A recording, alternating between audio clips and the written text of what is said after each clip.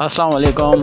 Full अच्छी condition में Toyota Paris alpha इन pearl white condition में 2019 की रजिस्ट्रेशन में किसी भी किस्म का वर्क रिक्वायर्ड नहीं है। लाहौर की रजिस्टर्ड। अगर किसी शख्स को पसंद आए ख़रीदना चाहते हो तो नीचे डिस्क्रिप्शन में ओनर का नंबर दिया गया है, डायरेक्ट ओनर से रब्ता करके ख़रीद सकते हैं। इसके साथ ही बताता चलो कि जो लोग मेरे चैनल की पहली वीडियो देख रहे हो मेरे चैनल को सब्सक्राइब भी कर दें और साथ ही बेल आइकॉन के बटन को प्रेस कर दें ताकि नेक्स्ट आने वाली वीडियोज़ आप तक इजीली पहुंचती रहे। इस समय ये सिर्फ 5K ड्राइव हुई है और इसके फुल फंक्शन इंस्टॉल है और किसी भी किस्म का मसला परेशानी इस गाड़ी में नहीं है।